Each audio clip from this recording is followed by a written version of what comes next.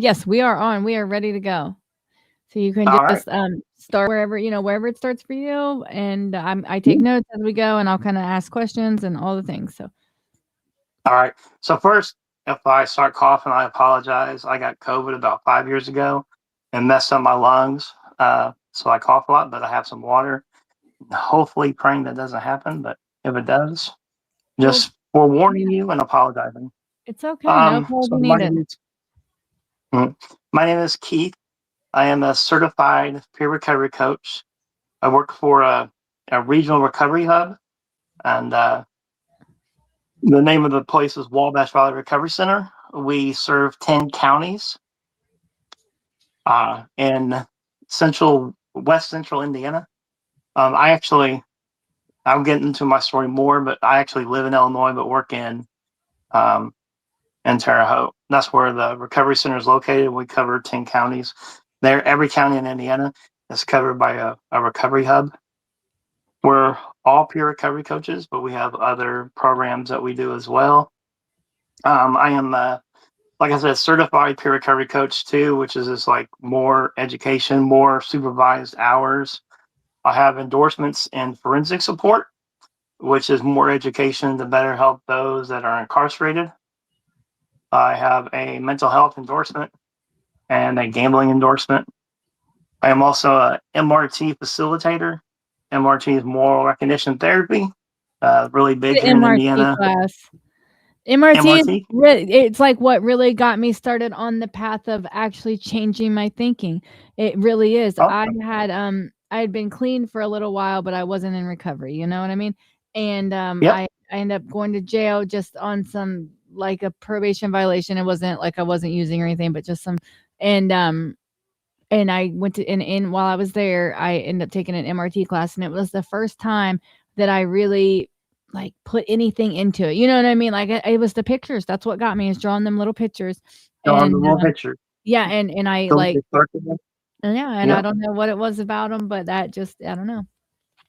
That's cool. Yep. So I'm You an said I'm MRT sorry. facilitator You have endorsements on the in mental health, gambling, MRT, and what else? forensic support. Forensics. Forensics. Yeah. All right. Yep. And then I'm also a facilitator for alternative to suicide. So it's a peer ran group. We do it every Thursday. It's anonymous. People come in. We don't ask for names. It's kind of like a harm reduction approach to suicide. Like we don't report. We don't call the cops. They come in with a plan. They can tell us we're doing it right after they leave. We just talk to them and allow them to air their grievances, and hopefully we'll see them next week. But it's pretty new. It started in, I want to say, New Jersey. No, Massachusetts. It started in Massachusetts, and they came to Indiana and started doing it here. How long have you been So doing that? That's pretty cool. I've never heard of that. about a year and a half. I got certified about a year and a half ago. We started a group about a year ago. We got Do a you guys small have grant. like pretty good success rates, or is that Yeah. Thank God we haven't had anybody unalive themselves. We awesome? average about 3 or 4 people a week, give or take, in and out. Hell Yeah. yeah, that's awesome. So obviously my story didn't start there. So I was born in a small town, kind of like the town that uh, has the square and like the shops around and a courthouse in the middle. A really small town. My mom and dad were married, and I had 3 half brothers. Um, my middle brother Tony passed away when I was around 3, and he was around 11. He was born with a lot of mental and physical disabilities, and that I imagine that put a lot of stress on my mom and dad. They ended up getting divorced, and you know, my dad was off chasing women, and my mom fell on financial hardships and raising 3 boys of her own. We ended up moving to the east side of Indianapolis, where we got on like Section 8 housing and food stamps and all that. We lived in the Section 8 housing, like people call it the ghetto or the hood, or typically anywhere you have low income, you have high crime rate. So seeing like drugs, violence, Yeah. prostitution, gangs, I lived in some uh, HUD, some such Section 8 HUD houses in Cincinnati, down right in the middle of the, and that's where they put them. That's where they are, right in the, well, the security guard to our building. He actually got shot in the leg while, mm, yeah, while I lived there. It was crazy. mm.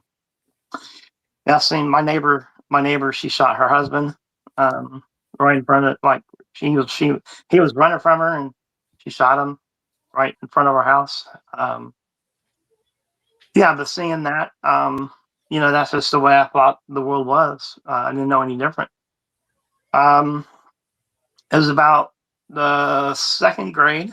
I failed the second grade, and at that time, I didn't understand why. Uh, I couldn't go to my school with my friends. I had to ride this little bus to a different school, and I would find out later on that they diagnosed me with ADHD and dyslexia, and they put me in LD classes or learning disability classes. And I was in learning disability classes until I graduated high school. And it's not like it is now, where you have like the individual learning program or whatever it's called. They just stuck us all in one class. So like me, I needed like longer time, like to process stuff or to take a test or just put in more effort to me. And then they put kids that had behavioral problems in there, had nonverbal speaking kids. There was a kid there with a helmet on because he always had seizures. They just grouped us all together and put us all in one Just class. And everyone, yeah. yeah, basically, if you showed up to school, you passed. There's that was it. Um, it was second grade. It was about that time. My mom got a living boyfriend. His name is Dan. He's no longer with us. And back then, like parenting was different. Like nowadays, they consider like emotional abuse. I was told like I was stupid or lazy or good for nothing, like on a daily basis. And being that young and having that told to somebody that all the time like that just uh, formed something in my brain like negative self talk. But there's a time, I know my wife is watching. She hates it when I tell this story, but I was about in the fourth or fifth grade, and I was outside throwing the baseball up in the air, catching it in my mitt. And he came outside to play catch with me. And at the time, I thought this was pretty cool because we didn't have like where I grew up. Not a lot of people had like father figures around. Um, Not a lot of father and kids' lives over there, and he never wanted to really do anything with me. So we were throwing the ball back and forth, and he caught the ball and he did something with it behind his back, and he threw it back at me, and I caught it. And when I looked down at it, there was human feces on it,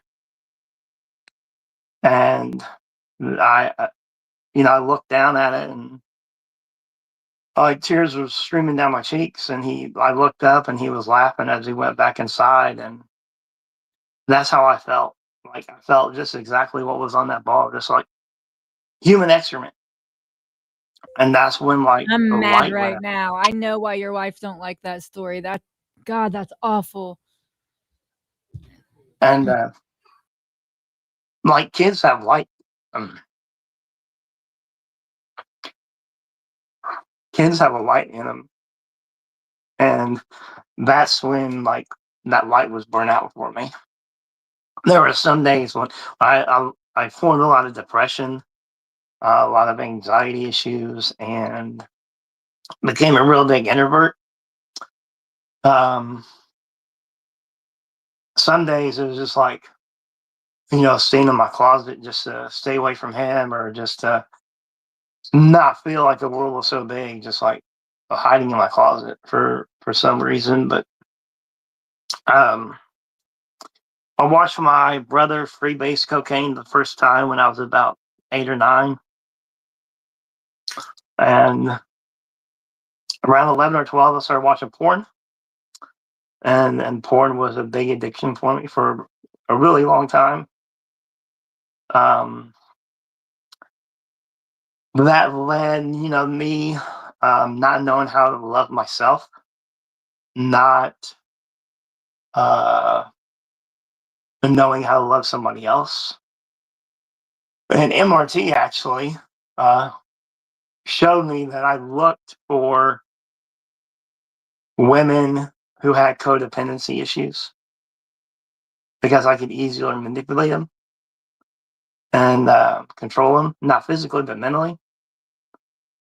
So um, that all that led into I messed around with alcohol, but the guy that Dan, he was an alcoholic, so I never really had an alcohol problem. When I would drink until I passed out, which is a handful of times. And weed was a big part of my life. Always just like a pothead, selling it, buying it. Um, and then, so that led, all of that combined led to two divorces. And the last divorce, I had a daughter, or I have a daughter. And uh, our relationship is strained even today. It is what it is, but I'm here for when you know, when she wants to have a relationship with me. Um, but just like my dad, I was an absent father to her.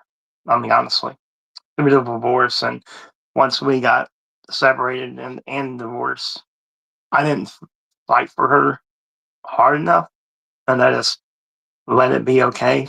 Me not seeing her. And I just want to say real quick that me and my dad have a awesome relationship now. Um, he's in my life. He's sick, but I'm blessed to still have him in my life. We probably talk or text a couple times a week. That's awesome. How old's your daughter? So I have a biological daughter, and she's 23.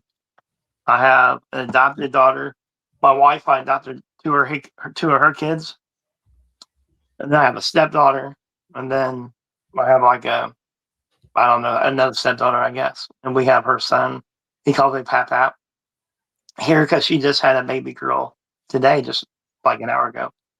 Oh my goodness, that's awesome. Do we have a It baby girl is. name?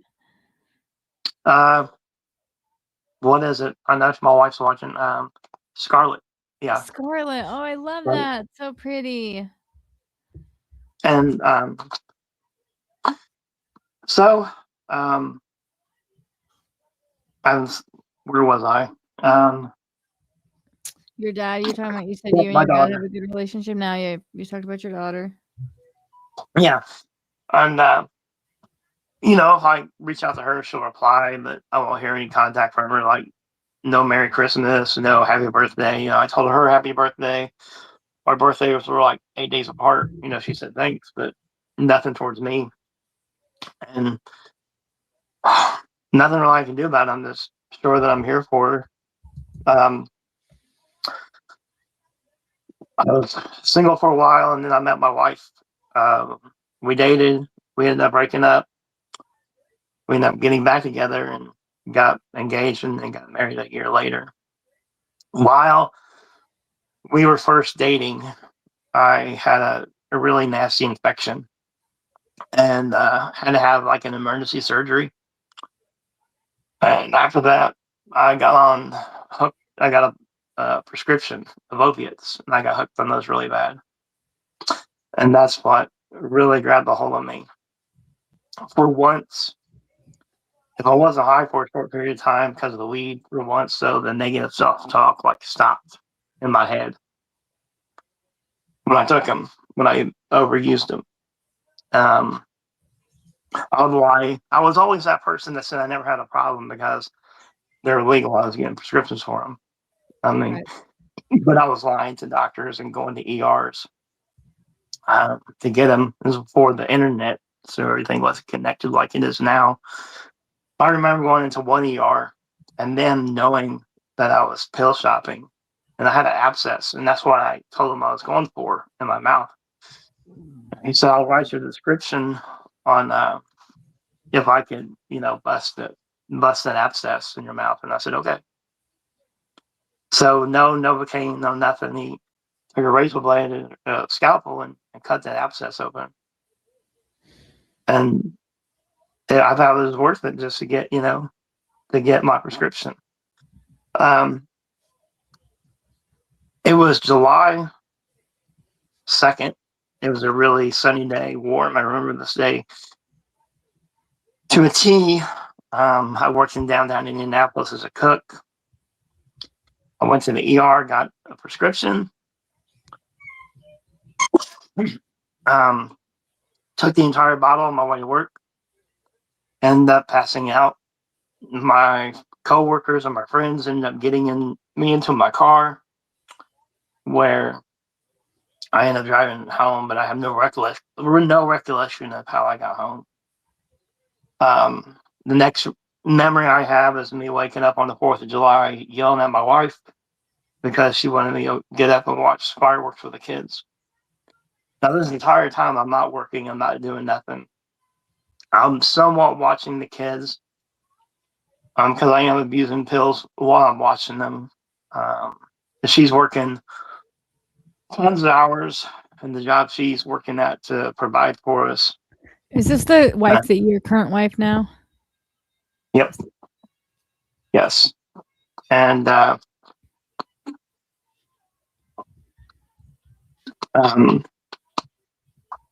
that was my rock bottom. So that's where I saw the abstinent use part of it. But that sent my mental health back a lot. Um, about a week after that, of not using in the negative self talk, I wanted to end my own life. So it was a Sunday. She was at work, working another open to close 12-hour shift, and the kids were in bed, and I had a 9 in my mouth, wanted to take my own life. The only reason why I didn't was because I didn't want her to come home and have to clean up the mess. So I didn't, but I was planning on doing it. And I say, but God had a different plan. He, so it was just a couple weeks after that. My Wait, in-laws, my I wife's, wanna real quick, Keith, I'm sorry. When yeah, you said you quit the pills and stuff, are you just cold turkey and white knuckle in it? Or are you doing yeah, some kind of yeah. Okay, that was the impression I got. You're just going at it. Okay. mhm, yep.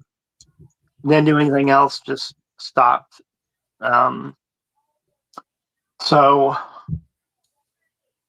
about 2 weeks after that, we got a phone call, and my in-laws got a job opportunity in North Carolina to build like a nuclear plant. He was a pipe fitter in Union, and his daughter was a senior in high school, and she didn't want to move with them. So they asked us if we would move into the house rent free. They took care of all the bills until we got jobs. So was this your wife's sister? My wife's mom. Your wife's mom? Yeah, my wife's half or stepsister. Okay, yeah, Yeah, the child, yeah, the in going to school. Yeah. okay. So we thought about it. They needed a quick answer. We said, yeah. My wife put in her 2 week notice. It ended up being about, I'd say about 3.5 weeks to a month notice. So on Christmas break, 14 years ago, I loaded up the kids and moved our stuff to Terre Haute, Indiana. And I remember driving the U-Haul and talking to myself like, this is a new beginning or a fresh start. Like, what can I do to make things different? And I guess cliche as it might sound, a small voice is just like, why don't you try to go to church? And church was never a part of my life growing up. I went to church a handful of times on my own. When my grandparents were alive, I'd go to church with them if I was like summer break, vacation, whatever, spending the weekend with them. They were always in the church Wednesday, Sunday, but they're the most racist people I've ever met in my life. So I put like religion and racism in a box and wanted nothing to do with it. So the first week that we were there, it snowed really bad. We got snowed in and couldn't get out. We were literally in the woods where this house is. And the second weekend we got out, it was a Sunday. I took the kids and went to church, and I told my wife I was gonna go to church, and she was like, "What? Are you sure?" And I was like, "Yeah." Um, so I remember getting dressed, and I have a lot of tattoos, but I had a couple then, not many as I have now. And I was never trying to hide who I was. Like I was always that person that said that if I was to step into a church, I'd catch on fire, Yeah. or that the Bible is just like a book of rules, and that was just out of my own ignorance. So we got to church, and we picked the closest church to us, and it was this church called Maryland Community Church, and for the size of Terre Haute, it's like a mega church kind of. It holds about I think 1,300 people, has 3 services, has 2 satellite locations now. Um, but we picked seats way up top and in the back, again, trying to hide who I was. And this pastor at the time, he's retired now. His name is Vince. He did the sermon that day. Oh, let me back up a little bit. When we walked in to church, there was this old lady and this old man. The old man, his name is Bob, and his wife's name is Donna. And they were greeters. And they came up and gave me a hug, and I didn't like it. I'm not a touchy feely kind of person. And she looked at me and she told me I had a that I had a beautiful family, and she said, "Welcome home." And all the walls that I had built up around myself just came crumbling down. Um, so we picked up seats way up top. The pastor Vince uh, was doing the sermon that day, and I gave my life to Christ. A couple months later, he baptized me. We became pretty good friends, like a mentor to me. And a big part of my recovery is giving back. And I, I was, they have this, it's called the Cause Corner, and they have these different causes, like ministries, uh, Operation Christmas Child, Samaritans First, whatever you want to call them, in this corner, asking for support. And there was this prison ministry called Kairos that was out over there. And I went over to it to check them out, and they handed me a recipe to make chocolate chip cookies. So every weekend used to have before COVID, they would make enough for a half a dozen cookies to feed the entire population of the prison that they're going into. So they handed me this recipe to make 100 dozen cookies. And so I took this recipe home and I set it down, and I never picked it back up. I ended up in the trash can. And then they have 2 weekends a year, and 6 months went by, and I went by over there again to that table and asked, checked it out. And they gave me a background check and asked me if I could come to closing. So they invite people from the public in to watch the closing on Sunday. And I said, sure, I will. And again, I sat the paper down and ended up in the trash can and never did anything with it. So it was about that time when a friend of mine, I was working at a factory, And the friend of mine I met, his name is Steven, he invited me to this thing called the Great Banquet. It's kind of like Walk to Emmaus is kind of bigger than the Great Banquet.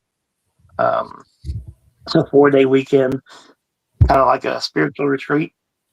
There's one for men and one for women. And the first time he asked me to go, about a year before that, I told him no. Hold on, I It was want like, to just real quick. Your wife said I was still in Indy finishing my notice out. Did you leave? There's something.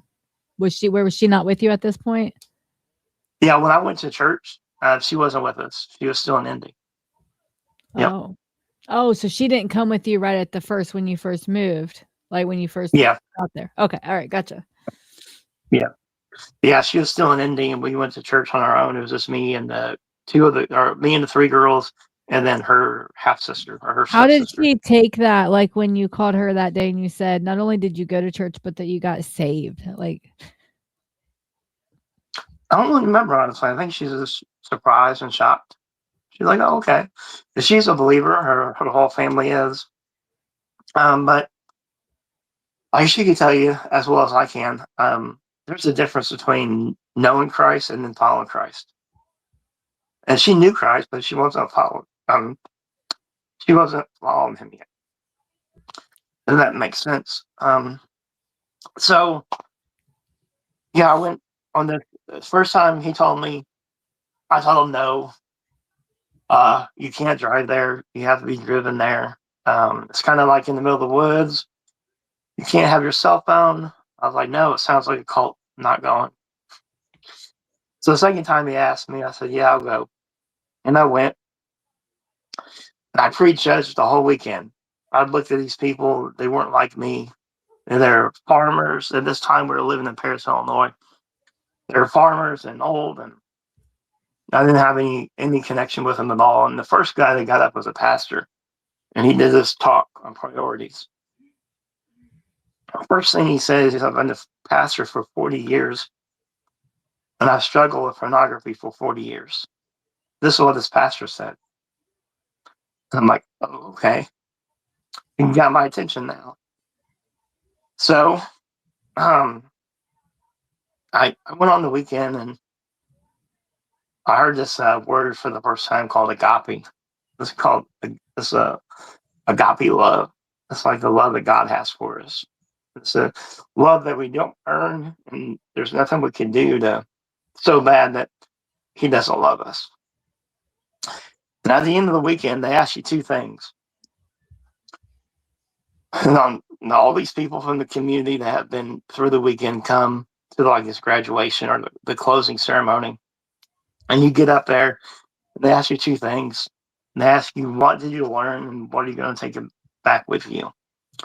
And I told them that I learned that even though at that time I didn't love myself, that I knew that God loved me.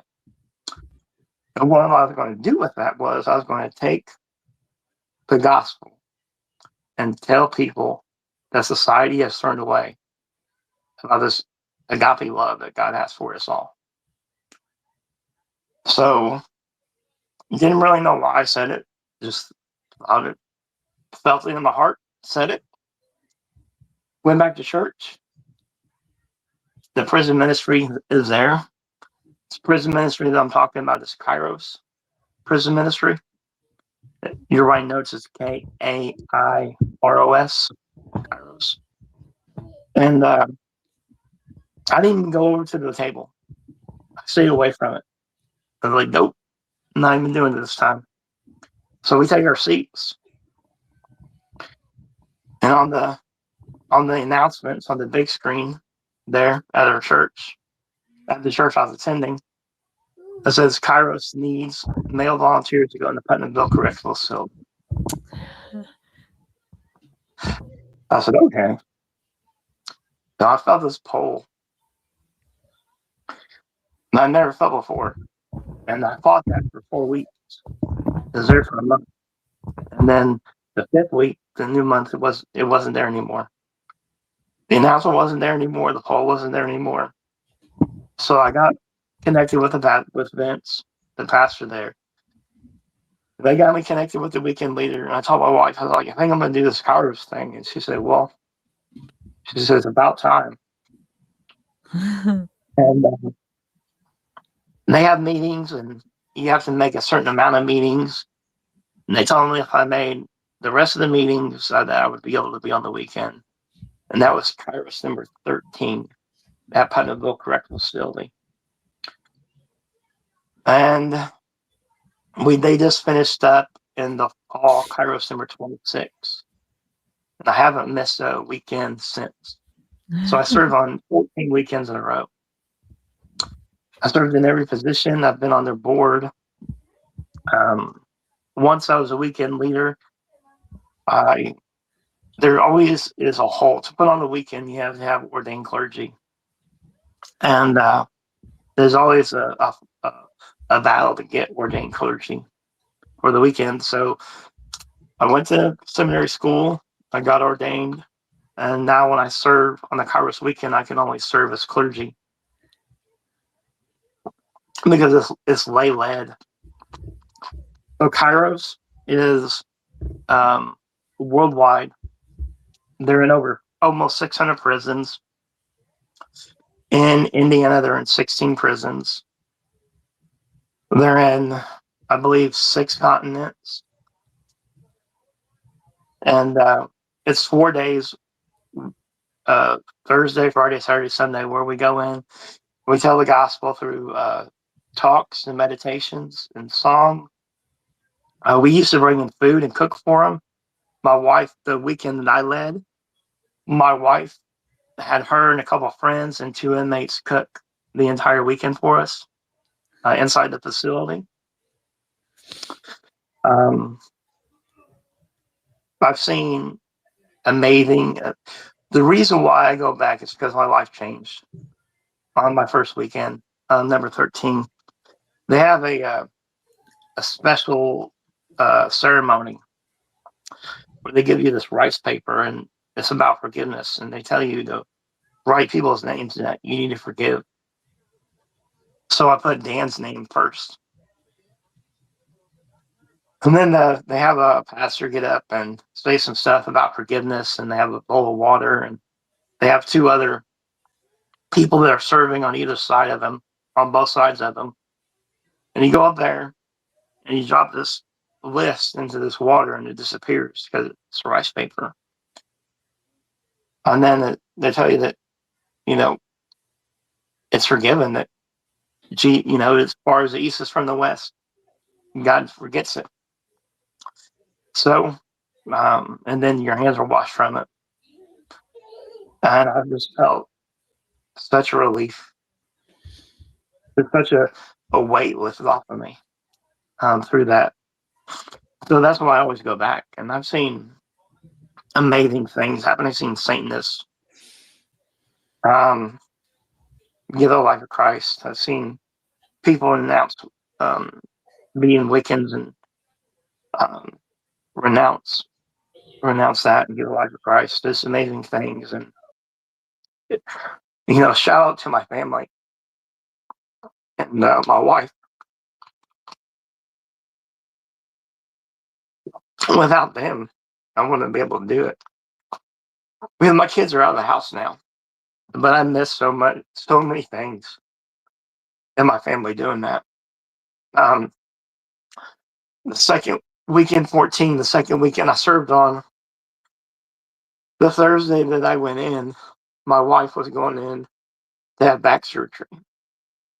My wife has had 3 back surgeries and has her back fused now, and she wanted me to go. So if one person gives her life of Christ, that it was worth it. And I was at a family table. That's what they call them, families. So you have 6 volunteers. They come in, and then you have 2, 4, 6 inmates sitting at the table, and they use names in the Bible. So it'd be like Matthew, Mark, Luke, and John would be the family table's names. And the table that I was at, I had a connection to every single person there. One guy I went to high school with. Another guy worked with my wife at the company that she worked for. It was just insane. It was just God. Um, So through Kairos, I started volunteering in a county jail ward. I left the church, so we were traveling about 45 minutes back and forth to work and to church, living in Terre Haute, and then working in Illinois. So we decided to move to Illinois, and for about 2 years, we were still going to the same church. And then we decided we needed to look for a new church. We spent about 6, 8 months like church shopping. We finally found one that we liked, that we enjoyed,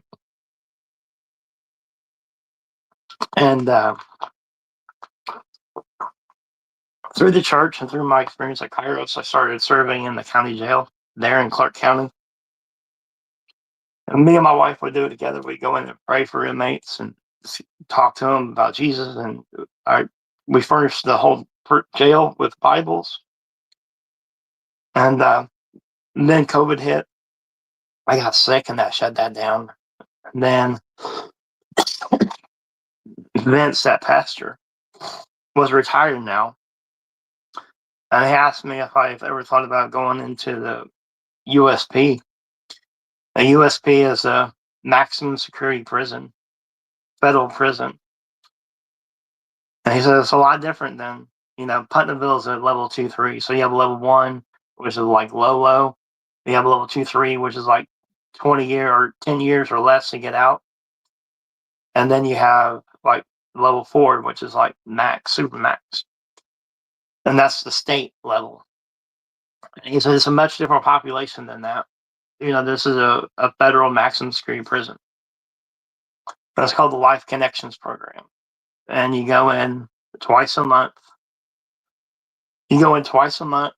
And you mentor 2 inmates for 45 minutes apiece. And so I'm like, sure, why not?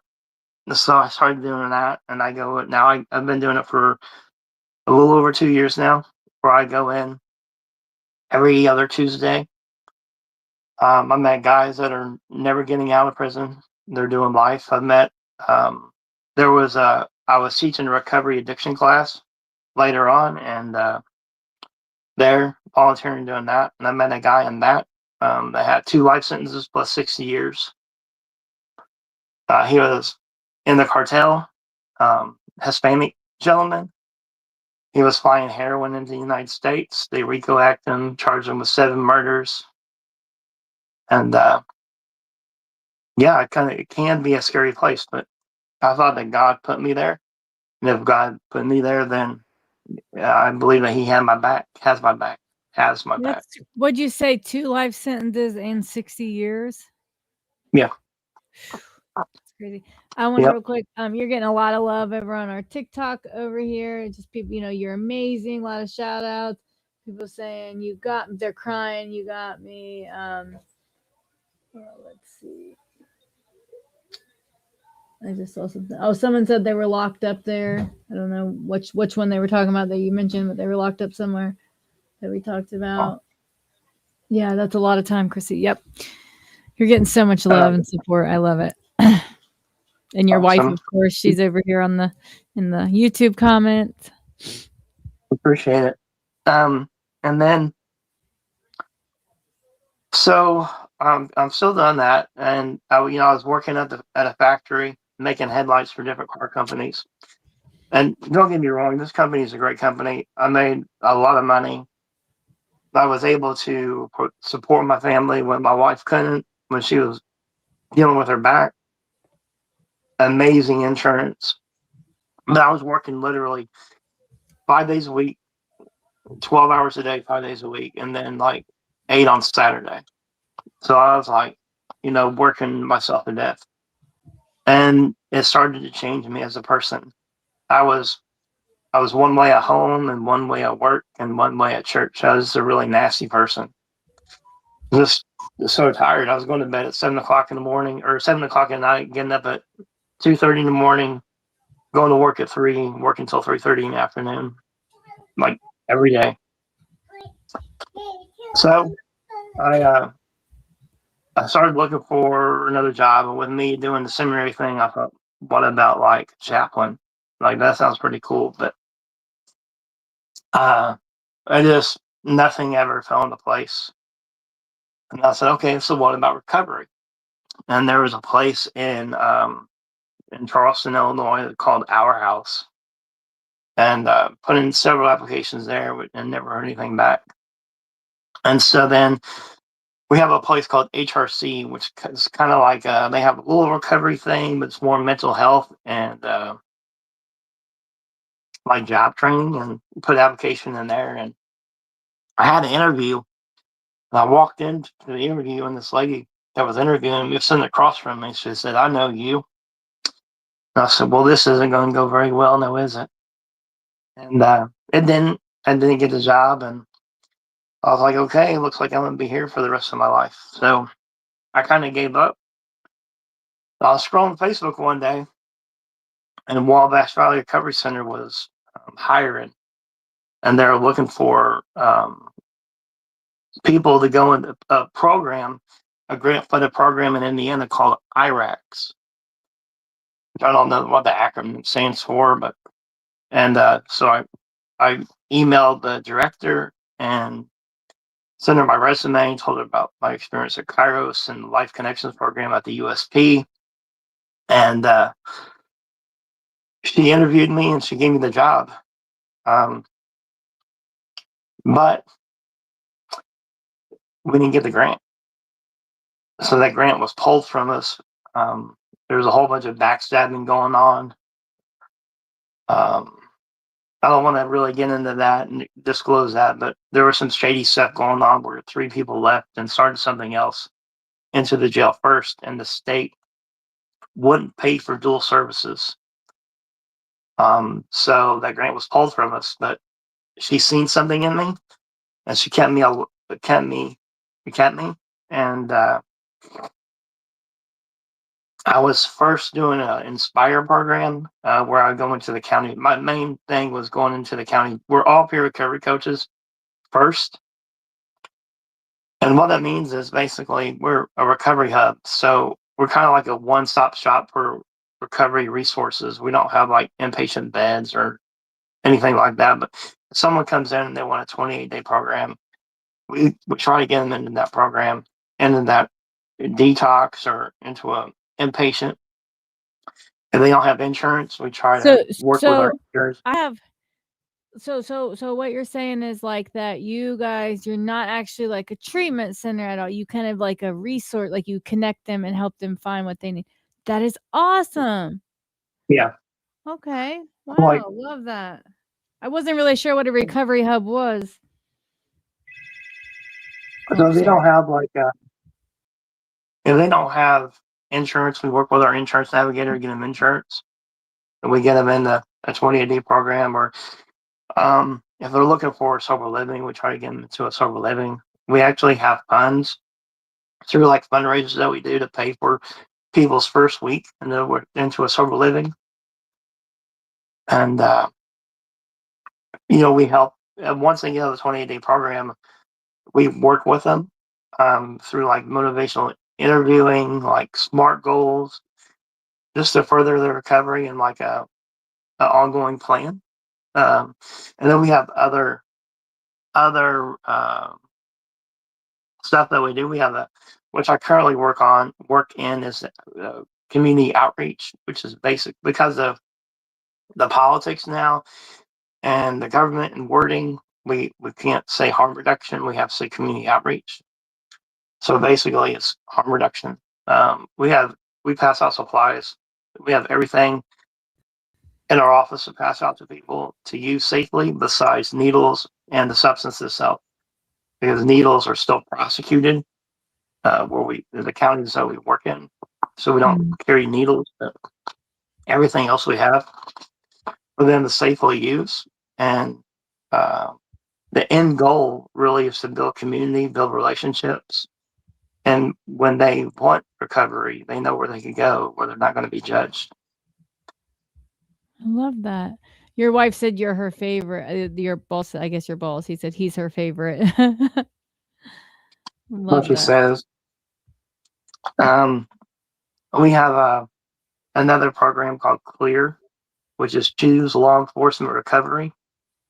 And so if a person is pulled over or stopped on the streets and they have like drug paraphernalia or small amounts of substance on them, they could bring them to the recovery hub and we could get them into this Clear program and get them in to working. Like we could do MRT, we get them into counseling. What's it stand for again? MRT, No, choose I'll law. choose law enforcement recovery. Law enforcement aided recovery. Clear. Yeah. All right. Wow, And that's really cool. when they complete the program, it's not guaranteed, but the majority of them, their charges are either lowered or dropped completely. Wow. And we have another program we just started, which is we have a family peer group. We have that work with people that have substance use disorder or mental health or co-occurring, and they're working with DCFS, like they got their kids taken away or they have a case against them. So we have a lady that her kids were taken, and she's now a peer recovery coach, and she leads it. We have a guy that was a counselor for DCFS, and then we have a teen, and then we have a teenager. Well, he's not a teenager; he's like 21, and he was actually in the foster system. And those three people work together to help families reunite their family together as a team. That's pretty cool, and advocate for them and the recovery. Um, I think we have which is really cool. Sometimes transportation can be a very big um, barrier to recovery. We have a lift program where grant will pay for people's people in recoveries their lift rides up to 8 a month, as long as it has to do with their recovery, which is awesome. And then so we started going to this. A big part of my story is we started going to this church that I said earlier about, and I was invited to a leadership, um, kind of like a small group, a leadership small group that was led by our pastor, and he picks people that he sees leadership in and that could help lead the church. And so we did it, and at the end of it, they were looking for deacons, and I put my name out there, and so now I'm a deacon in my church, and that was pretty cool. Because if you look at us, you have like some old guys, you have a state cop, and some farmers, and you have me like standing there covered in tattoos. That's cool, huh? Like so humbling. Like It is pretty awesome, appreciate our and work. now I've been at my job 2 years, and my certification is coming up in March, so I'm trying to get all the CEUs. I got all of them now, and last week I took my ethics again that I needed, and so I just need to submit all the paperwork for all the CEUs, and I'll get my credential for another 2 years. But a goal of mine is to be, I haven't told my wife this yet, but a goal for this year is to get my national certification. So if we ever leave Indiana, I can take that, and I won't have to go do all the whole training again. It's a national certification. That's about where I am now. I love that. It's right on time too. So that was we're at an hour right now, 59 minutes. So I think I just had a So few quick I did. questions. I did. Real quick, I did skip over that I am an assistant volunteer chaplain in Vigo County Jail. So, Nice. um, as peers, we go into jails, and Vigo County is really hard for us to go into. Um, so one day I thought, I can't go in there for recovery, but what about Christian services or faith-based services? And I was approved to do that. So now I go in every Friday and I do a sermon and we talk about recovery. I tell people about the recovery hub and things of that nature. But yeah, all right. Your wife, first off, she said, "Oh my God, babe, yes." So I think she's on board. I love that, love the support. Um, you know what? Really, I think I really don't have a lot of questions. You were very thorough, very thorough talker. I have all the notes, but you really explained. I kind of did ask some questions as we were going. Um, I really, your story is great. Like it's so inspirational. I love that. Like you just like you gave your life to God. So do you not you don't work any kind of NAAA or the steps or none of that? Nope. So I used to be involved with sober recovery, and I still do somewhat, but I'm not like there all the time. Like I've done in our area, we probably have 8 or 9 sober recoveries. I've given my testimony to all of them. Um, that's why I've done this so many times that that's kind of thorough, I guess you said. Mm-hmm. I've done my testimony at all of them, half of them twice, but all of them at least once in our area in Illinois and Indiana. Um, yeah, I did the step study on it at sober recovery at one time, but the one in our area is just really small. I was going to one in Indiana, but there's a time difference and the distance, and they wanted to be one of the male leaders for the group, and there's sometimes you just need to be fed, and that's what I wanted. Absolutely. Yes, Yeah. absolutely. Well, thank you so much for coming on and sharing your testimony. It was a really story last night when they said whoever was in there and they said that that your story was really inspirational. They were spot on. I've been looking forward to it ever since then to kind of hear.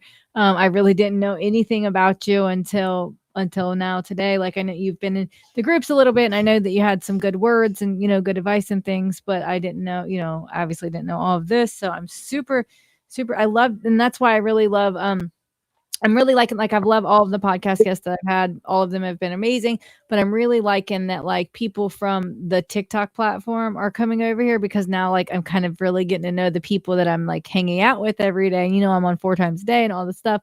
So like I'm just really kind of getting to know people on a little bit better level, and it's awesome. So, yeah, I enjoy your group that you do. I enjoy a couple other ones. Sometimes I get up in the box and I'll say a little something, and I'm like done because I am that introvert. Unless I get into unless I have to do something, like I could talk to 100 inmates, and then I could leave and not talk to anybody for the rest of the day and be cool with it. So, You didn't seem like an introvert. You did so good. I am on kind of a little bit of a time crunch. Fridays are hard for me because I'm starting a women's group up at 8:30, and I've got a TikTok live actually right now. But if you don't have mhm. anything else to add to your story, I appreciate you so much. And feel free anytime to come back if you want to come back and share again or share different parts or any new updates, anything. You're always welcome. Anything you want to talk about. If you want to come and talk more about specifically like justice involved thing, like whatever. I do a lot of different stuff on the podcast, so you're always welcome to come back if you ever just want to, any ideas. I'm always welcome to. Thank you so much for All right. being here. Thank you so much, Mindy, for watching and supporting and all the things. I love it. All right. Run it. Ooh, I really feel it's my time, think it's my year. Yeah. I really feel it's my time, think it's my year. Yeah. I really feel it's my time, think it's my year. Yeah. I really feel it's my time, think it's my been ready. Used to hold myself back, my self-esteem damn bad. I gotta keep on chugging. Ran through everything in front of me.